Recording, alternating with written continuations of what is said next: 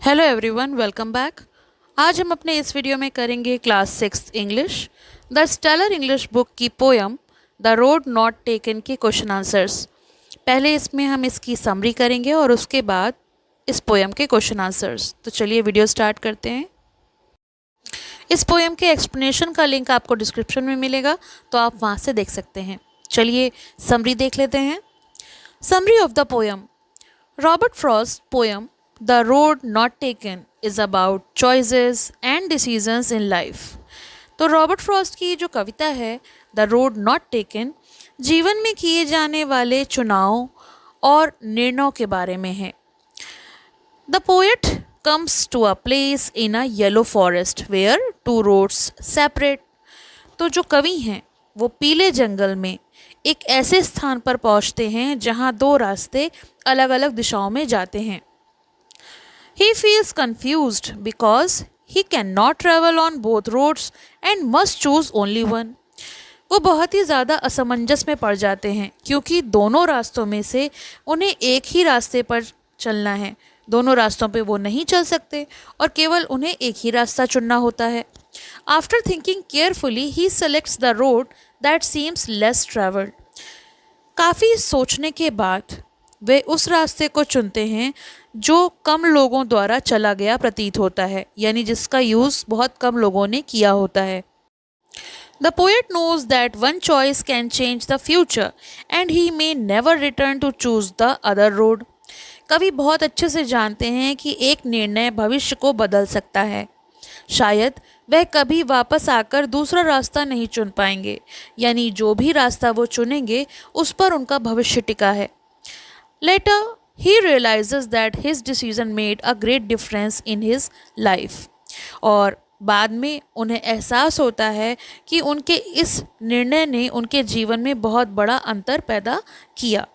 The poem teaches us that every decision is important। ये कविता हमें ये सिखाती है कि हर निर्णय महत्वपूर्ण होता है। And our choices shape our future। और हमारे चुनाव ही हमारे भविष्य को आकार देते हैं। Read and understand. Take the correct answers. First one. The poet feels sorry because कवि को अफसोस होता है क्योंकि option A he could not travel on both the roads। वह दोनों रास्तों पर यात्रा नहीं कर सकता था। Second one. What do the two roads in the poem symbolize? कविता में दो रास्ते किसका प्रतीक हैं, किसे सिंबलाइज कर रहे हैं? Answer option C the choices in our life, हमारे जीवन के चुनावों का। Third one, what do the words long I stood mean? Long I stood का क्या अर्थ है? आंसर द पोएट्स डिलेमा, कवि की दुविधा के बारे में, option C. Fourth one, what is the tone of the poet in the last stanza? Option D reflective, चिंतनशील। तो अंतिम पद्यांश में कवि का भाव चिंतनशील था। Reference to the contest. First one, two roads diverged in a yellow wood। Question number A, what is the meaning of yellow wood? यहाँ पर yellow wood का क्या अर्थ है? Answer, yellow wood means a forest with yellow leaves in the autumn season। Yellow wood का अर्थ है पतझड़ के मौसम में पीले पत्तों वाला जंगल। सेकेंड क्वेश्चन है, what is the choice before the poet? कवि के सामने क्या चुनाव था? Answer, the poet has to choose one road out of the two roads before him। कवि के सामने दो रास्तों में से एक रास्ता चुनने का चुनाव था। Question number C, what does the poet regret?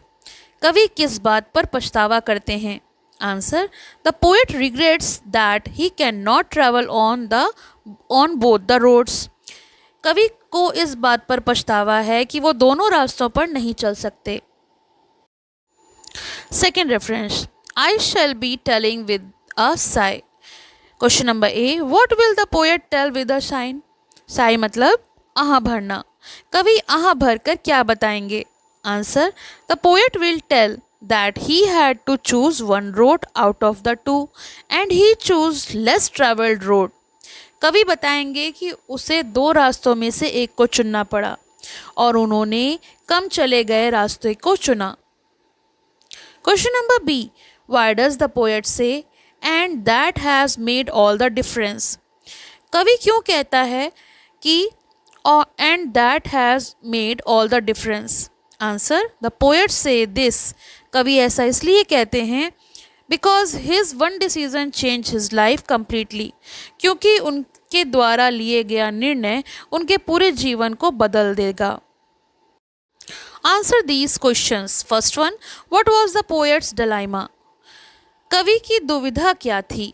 Answer, the poet's dilemma was choosing one road out of the two roads because he could not travel on both. कवि की दुविधा ये थी कि उसे दो रास्तों में से एक को चुनना था क्योंकि वह दोनों पर नहीं चल सकता था। Second question, did the poet take his decision wisely? क्या कवि ने अपना निर्णय समझदारी से लिया? Answer, yes. The poet took his decision wisely because the chosen road made a positive difference in his life. हाँ, कवि ने समझदारी से निर्णय लिया क्योंकि चुने गए रास्ते ने उसके जीवन में सकारात्मकता यानी पॉजिटिव डिफरेंस जो हैं वो पैदा किए। Question number 3, why did the poet choose the road? कवि ने वह रास्ता क्यों चुना? Answer, the poet choose the road because it seemed less travelled and more attractive. कवि ने वो रास्ता इसलिए चुना क्योंकि वो कम चला हुआ था, जिस पर कम लोग गए थे और वो अधिक आकर्षक लग रहा था। Question number 4, is the title of the poem appropriate? क्या कविता का शीर्षक उपयुक्त है, एप्रोप्रिएट है, और है तो क्यों, why? Answer, yes. The title is appropriate because the poem is about the road the poet did not take and the choice he made. हाँ, कविता का शीर्षक उपयुक्त है, उसका टाइटल बिल्कुल अप्रोप्रिएट है क्योंकि ये उस रास्ते के बारे में है जिसे कवि ने नहीं चुना और उस चुनाव के बारे में है जो उसने किया। Question number 5, what is the message of the poem? इस कविता का क्या संदेश है? ये कविता हमें क्या सिखाती है? The poem teaches us that our choices and decision shape our future, so we should choose wisely. ये कविता हमें ये सिखाती है कि हमारे चुनाव और निर्णय हमारे भविष्य को आकार देते हैं, हमारे भविष्य को बनाते हैं, इसलिए हमें सोच समझकर निर्णय लेने चाहिए। Last question, think and answer. Have you ever made a difficult choice? What was it about? What choice did you make and why? क्या आपने कभी कोई कठिन चुनाव किया है? वह किस बारे में था और आपने क्या चुना और क्यों? So you can write your own answer, but for sample, yes, I had to choose between playing games and studying for an exam. हाँ, एक बार मुझे खेल खेलने और परीक्षा की पढ़ाई करने में से एक को चुनना था। I choose to study because education is important for my future. मैंने पढ़ाई को चुना क्योंकि शिक्षा मेरे भविष्य के लिए महत्वपूर्ण है। तो ये तो हो गए इस पोएम के क्वेश्चन आंसर्स और समरी। इसके एक्सप्लेनेशन का लिंक जैसे मैंने आपको पहले बताया डिस्क्रिप्शन में मिलेगा, तो आप वहाँ से देख सकते हैं। साथ ही साथ इस बुक का भी प्लेलिस्ट लिंक मिल जाएगा, तो आप बाकी चैप्टर्स को भी देख सकते हैं। आपको ये वीडियो पसंद आया हो तो इसे लाइक करें, शेयर करें, चैनल को सब्सक्राइब कर लें, बेल आइकन प्रेस कर लें, और अगर आपकी कोई क्वेरी हो तो आप मुझे कमेंट बॉक्स में लिखकर पूछ सकते हैं। Thank you for watching, have a nice day. पसंद आया हो तो लाइक करें, शेयर करें और चैनल को सब्सक्राइब करें।